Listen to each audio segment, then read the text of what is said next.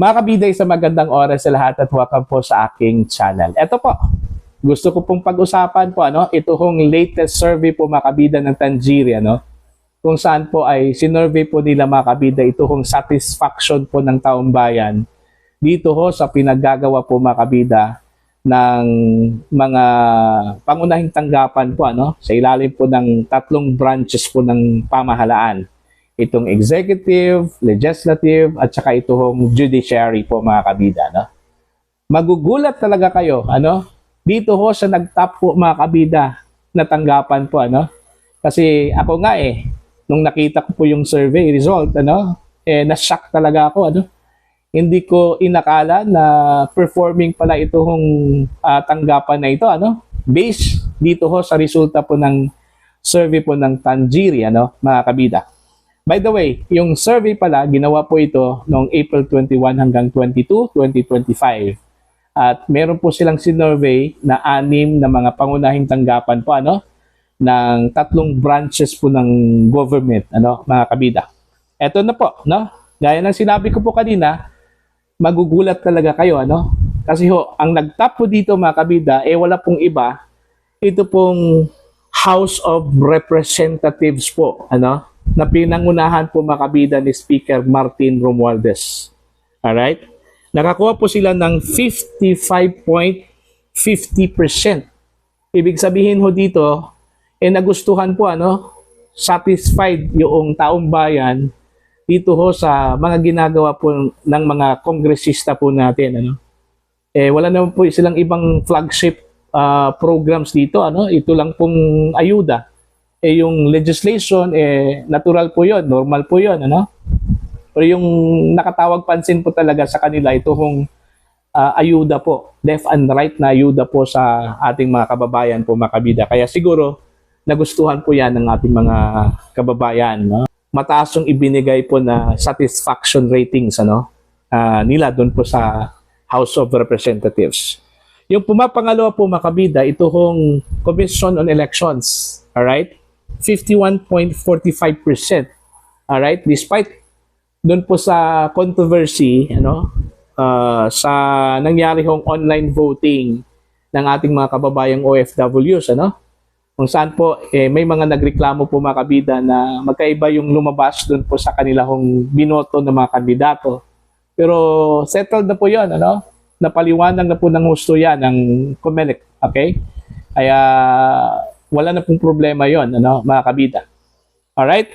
Yung pangatlo po, mga kabida, ang Office of the President, nakakuha lamang ng 49.41%.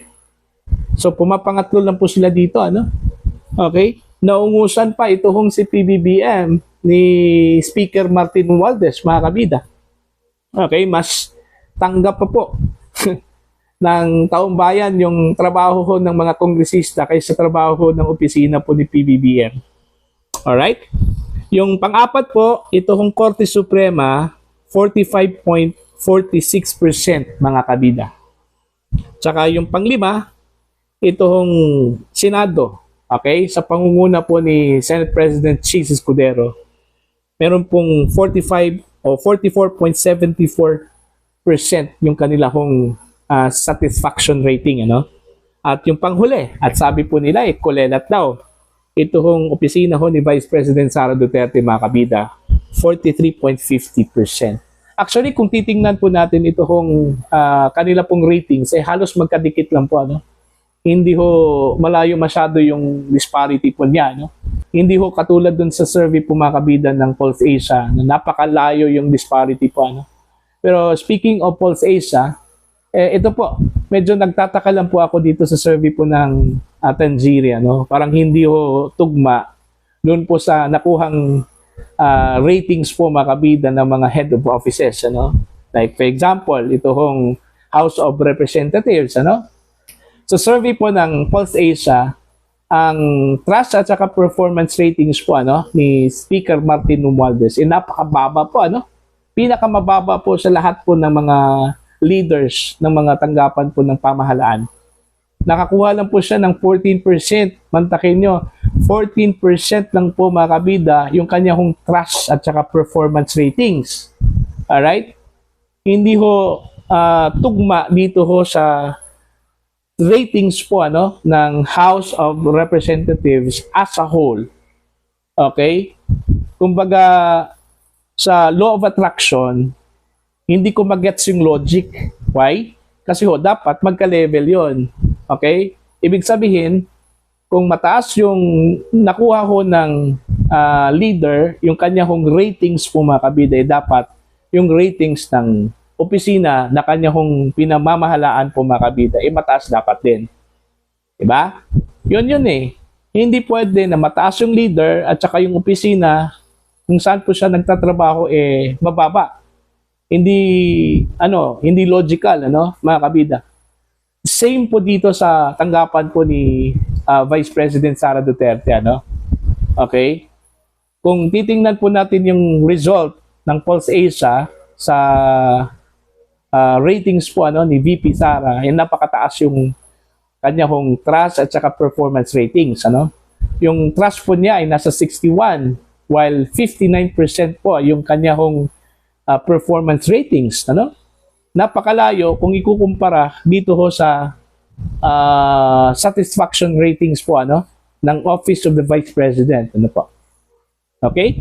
Yun yung hindi ko maintindihan po mga kabida. Ano yung pinagbasihan ng Tanjiri, Although magkaiba yung period ng kanilang survey, kasi yung survey po ng PulseAsia nangyari ho noong March 23, kung hindi ako nagkamali, hanggang 29, 25 ata, While ito hong Tanjiri from April 21 to 22. So latest po ito, Posibleng naka-recover po ito pong House of Representatives doon po sa napakababang ratings po ng kanilang leader, mga kabida.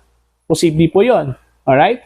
Pero nagtaka lang din ako kasi sa Office of the Vice President, ibig sabihin po ba since bumaba yung satisfaction ratings po ng Office of the Vice President dito sa Tanjiri survey, so ibig sabihin po, kung magkaroon po ng survey po ng trust at saka performance, bumaba din ito, Diba? Gaya ng sinabi ko po kanina, sa law of attraction po mga kabida, dapat po magka-level. Alright? Magka-level yung scores or ratings po mga kabida. Parang mahahawaan mo yung isa, Mataas yung isa, dapat mahawaan yung opisina na silbihan mo, Same po. Doon po kung mababa yung isa, dapat ganun din po yung opisina po ninyo, So, yun lang po, Kasi nagtaka lang po ako kung bakit ganito po yung resulta. Kaya nga, tanong ko po sa inyo ngayon, naniniwala ho ba kayo dito sa survey po ng Tanjiri? Okay? Meron ba kayong reservation ho dito, Kasi parang biglaan Parang sa tingin ko po mga kabida, parang recovery lang po ito, Parang takip butas. Yun ba yung tamang termino, Para ipakita ho na ito yung totoong survey. Nagkamali yung PulseAsia, parang ganoon Para at least maipakita po mga kabida na meron pong recovery, doon po sa performance po ng isang opisina versus dito ho sa performance mga kabida ng individual head of the offices sa tatlong branches po ng pamahalaan mga kabida Meron pong post po ang House of Representatives of the Philippines. Babasahin ko lang po ito para fair po para sa kanila mga kabida Posted ito 8 hours ago. Ang sabi po nila, the collective effort of the members of the House of Representatives led by Speaker Martin Romualdez to continually uphold the welfare of the Filipino people and improve the quality of life has paid off as revealed by the recent Tanjiri survey.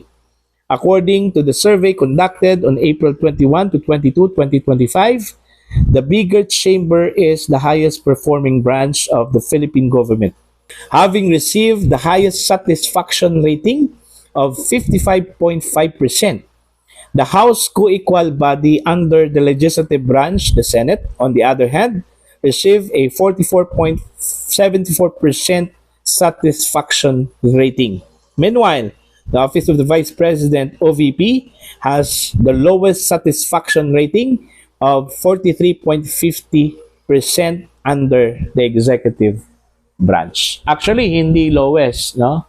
Kasi ho, nasa halos magkadikit lang po ito eh, no? Kung iba yung ranking po natin, hindi masyado malayo yung ratings po nila, no? Yung scores po nila mga kabida. Pero yun nga, naguguluhan lang talaga ako mga kabida, no? Sa kanila pong survey po ng Tanjiri. Alright? So congratulations po sa mga mambabatas po natin sa lower house, sa House of Representatives dahil ho sa performance na ito, itong satisfaction ratings na ito mula sa ating mga kababayan. So at least recognize yung inyong mga ginagawa regardless kung totoo ba itong survey o hindi, at least yung scores at yung ratings po ninyo ay tumaas po, Kayo yung pinakamataas compare sa mga pangunahing ahensya po ng gobyerno, sa ilalim po ng kasalukuyang administrasyon, mga kabida. So yun lang po para po sa inyo. Ano po ang inyong masasabi ho dito? You can comment down sa mga hindi pa po subscriber sa aking channel. Please subscribe. Just click the subscribe button, click the notification bell, click all para updated po kayo sa aking mga uploads. Maraming salamat po sa inyong lahat mga kabida.